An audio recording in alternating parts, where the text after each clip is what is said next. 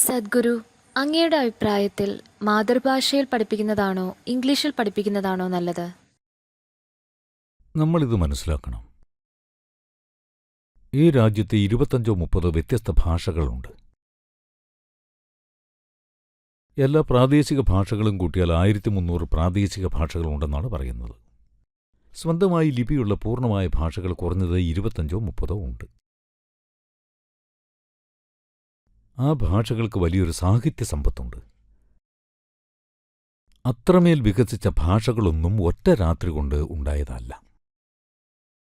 ഭൂമിയിലെ ഏറ്റവും പുരാതനമായ ഭാഷ തമിഴാണ്. നിങ്ങൾ തമിഴ്നാട്ടിലാണ്. മനുഷ്യന്റെ ബുദ്ധിയുടെ വളരെ പ്രധാനപ്പെട്ട ഭാഗമാണ് ഭാഷ. ലോകമെമ്പാടുമുള്ള നിരവധി ഭാഷാ പണ്ഡിതർ ഭാഷയുടെ പ്രഭാവശക്തി വ്യക്തമായി തിരിച്ചറിഞ്ഞിട്ടുണ്ട്. ഭാഷ ഉപയോഗിക്കുവാനുള്ള മനുഷ്യന്റെ കഴിവ് ഇന്ത്യയിൽ നിന്നാണ് ആരംഭിച്ചത്. ഇവിടെ നിന്നാണ് ഭാഷ ഉപയോഗിക്കുവാനുള്ള കഴിവ് ലോകത്തിന്റെ മറ്റു ഭാഗങ്ങളിലേക്ക് എത്തിയത്. മിക്കവാറും എല്ലാ ഭാഷകളിലും യൂറോപ്പിലും അറേബ്യയിലും യൂറോപ്പിലുമൊക്കെ സംസാരിക്കുന്ന മിക്കവാറും എല്ലാ ഭാഷകൾക്കും സംസ്കൃതത്തിന്റെ സ്വാധീനമുണ്ട്. അതിനാൽ വെറുമൊരു ജോലി നേടാനുള്ള നമ്മുടെ ആവേശത്തിൽ നമ്മൾ ഈ ഭാഷകളെ പൂർണ്ണമായും ഇല്ലാതാക്കരുത്. നമുക്ക് വലിയ പലതും നഷ്ടമാകും. ഇംഗ്ലീഷ് വിസ്മയകരമായ ഭാഷയാണ്. അതത്ര ലളിതമായ ഭാഷയാണ്. അതുകൂടാതെ ആധുനിക സാങ്കേതിക വിദ്യയും ഇന്റർനെറ്റുമെല്ലാം ഇംഗ്ലീഷ് ഭാഷയിൽ അധിഷ്ഠിതമായതുകൊണ്ട് ഇംഗ്ലീഷ് അത്യാവശ്യമാണ്. ആർക്കും ഇനി ഇംഗ്ലീഷിനെ എതിർക്കാനാകില്ല. നിങ്ങളത് പഠിക്കണം. ബ്രിട്ടീഷുകാരെ ഇഷ്ടമല്ലെങ്കിൽ പോലും ഇംഗ്ലീഷ് ഭാഷയായി ഇഷ്ടപ്പെടണം. അതിപ്പോൾ നമ്മുടെ ഭാഷയുടെ ഭാഗമാണ്. നമ്മൾ ചെയ്ത ഒരു നല്ല കാര്യം, ബ്രിട്ടീഷ് ഭരണകാലത്ത് നിരവധി മോശമായ കാര്യങ്ങൾ സംഭവിച്ചെങ്കിലും ഒരു നല്ല കാര്യം, നമ്മൾ അവരുടെ ഭാഷയെ ഉൾക്കൊണ്ടുവെന്നതാണ്.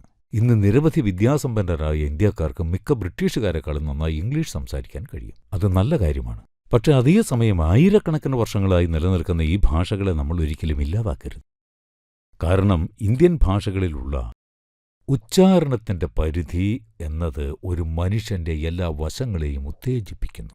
ഇംഗ്ലീഷ് ഭാഷയുടെ ഉച്ചാരണ പരിധി വളരെ ഇടുങ്ങിയതാണ്. നമുക്കുള്ളിലെ ബുദ്ധിയെയും ഊർജത്തെയും ഉത്തേജിപ്പിക്കുന്നതിനും ഉണർത്തുന്നതിനും ശബ്ദങ്ങളെ ഉപയോഗിക്കുവാനുള്ള നമ്മുടെ കഴിവ് നമ്മൾ ഒരിക്കലും ഇല്ലാതാക്കരുത്. എല്ലാ കുട്ടികളും ഇംഗ്ലീഷിന് പുറമെ മറ്റൊരു ഭാഷ അറിഞ്ഞിരിക്കണം. അത് എന്തു തന്നെയായാലും. നമ്മുടെ സംസ്ഥാനങ്ങൾ ഭാഷാ അടിസ്ഥാനത്തിലാണ് വിഭജിച്ചിരിക്കുന്നത്. ആ സംസ്ഥാനത്ത് ഏത് ഭാഷയായാലും അവർ അത് അറിഞ്ഞിരിക്കണം. തൊഴിലധിഷ്ഠിതമായ വിദ്യാഭ്യാസത്തിനുള്ള നമ്മുടെ അമിത ഉത്സാഹത്തിൽ പല സ്കൂളുകളും പ്രാദേശിക ഭാഷകളെ പൂർണ്ണമായും അവഗണിക്കുന്നതായി എനിക്കറിയാം. ഇത് സംഭവിക്കരുത്. പ്രാദേശിക ഭാഷകൾ ഉണ്ടായിരിക്കണം. അത് നിങ്ങളുടെ ഭാഗമായിരിക്കണം. കുറഞ്ഞത് ആളുകൾക്ക് സംസാരിക്കാനും വായിക്കാനുമെങ്കിലും അറിഞ്ഞിരിക്കണം. നിങ്ങൾക്ക് വലിയ മഹത്തായ സാഹിത്യം എഴുതാൻ അറിയില്ലെങ്കിലും കുറഞ്ഞത് ഇംഗ്ലീഷ് ഭാഷയ്ക്ക് പുറമെ മറ്റൊരു ഭാഷ വായിക്കാനും സംസാരിക്കാനും അറിഞ്ഞിരിക്കണം. നമ്മുടെ വിദ്യാഭ്യാസ നയം അത് പരിഗണനയിലെടുത്തിട്ടുണ്ട്. അത് സംഭവിക്കുന്നുവെന്ന് ഉറപ്പാക്കേണ്ടത് ഓരോ സ്കൂളിന്റെയും ഉത്തരവാദിത്വമാണ്. കൂടാതെ ഇത് ചെയ്യാനുള്ള എളുപ്പവഴി, കുട്ടികൾ സയൻസ് ആയിരിക്കും പഠിക്കുന്നത്. അവർ ഇംഗ്ലീഷ് മീഡിയം സ്കൂളുകളിലായിരിക്കും. അവർ അധികവും പഠിക്കുന്നത് ഇംഗ്ലീഷ് ഭാഷയായിരിക്കും. എങ്കിലും നിങ്ങൾക്ക് കുറച്ച് കളികളും നാടകങ്ങളും കലകളും പ്രാദേശിക ഭാഷകളിൽ അവതരിപ്പിക്കാം. അങ്ങനെ ആളുകൾ അതൊരു സാമൂഹിക കാര്യമായി ഉപയോഗിക്കും. അതൊരു വിനോദമായി ഉപയോഗിക്കും. ആ ഭാഷയിൽ എങ്ങനെ സ്വയം പ്രകടിപ്പിക്കണമെന്ന് അവർക്ക് സ്വാഭാവികമായ ഒരു താൽപ്പര്യമുണ്ടാകുന്നു. ഇത് അത്യാവശ്യമാണ്. നമ്മൾ ഈ ഭാഷകളെ ഇല്ലാതാക്കരുത്. കാരണം ഇത് സൃഷ്ടിക്കാൻ ആയിരക്കണക്കിന് വർഷങ്ങൾ എടുത്തിട്ടുണ്ട്. നമുക്കാണ് ഏറ്റവും കൂടുതൽ ഭാഷകളുള്ളത്. ഇത് നമ്മുടെ ദേശത്തിന് അഭിമാനിക്കാവുന്ന ഒന്നാണ്. ഇത്രയും ഭാഷകൾ സൃഷ്ടിക്കണമെങ്കിൽ നമ്മളിത് മനസ്സിലാക്കണം. ഉദാഹരണത്തിന് തമിഴ്നാടും കർണാടകവും എടുക്കുക. തമിഴ്നാടും ആന്ധ്രാപ്രദേശും തമിഴ്നാടും കേരളവും ഇവ തമ്മിൽ ഭൂമിശാസ്ത്രപരമായ വേർതിരിവൊന്നുമില്ല. ഈ സംസ്ഥാനങ്ങൾക്കിടയിൽ സമുദ്രങ്ങളൊന്നുമില്ല. ജനവിഭാഗങ്ങളെ ദീർഘകാലത്തേക്ക് വ്യക്തമായി അടയാളപ്പെടുത്തുകയും വേർതിരിക്കുകയും ചെയ്യുന്ന പർവ്വതനിരകളൊന്നുമില്ല. എന്നാൽ അവർ ആയിരക്കണക്കിന് വർഷങ്ങളായി ഇവിടെ ജീവിച്ചിട്ടും അവർ അവരുടെ ഭാഷ നിലനിർത്തി. ഇവിടെയുള്ളവർ ഇവരുടെ ഭാഷ നിലനിർത്തി. അതെത്ര മനോഹരമാണ്.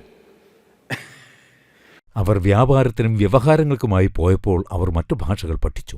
പക്ഷേ അവർ അപ്പോഴും അവരുടെ ഭാഷ നിലനിർത്തി. എന്നാൽ ഇന്ന് പുതിയ തലമുറ അവരുടെ ഭാഷ വളരെ വേഗത്തിൽ നഷ്ടപ്പെടുത്തുകയാണ്.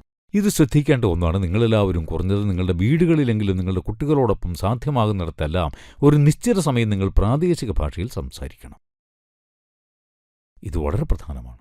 ഇപ്പോൾ നാം ഇത് ശ്രദ്ധിക്കുന്നില്ലെങ്കിൽ 2 തലമുറകൾക്ക് ശേഷം നാം ഇതിൽ ഒരുപാട് പശ്ചാത്തപിക്കേണ്ടി വരും. കാരണം നിങ്ങൾക്കൊരു ഭാഷയെ തിരികെ കൊണ്ടുവരാനാകില്ല. നിങ്ങൾക്കതിനെ കൊല്ലാമതിന് ജീവൻ നൽകാനാവില്ല. അത് വളരെ ബുദ്ധിമുട്ടാണ്.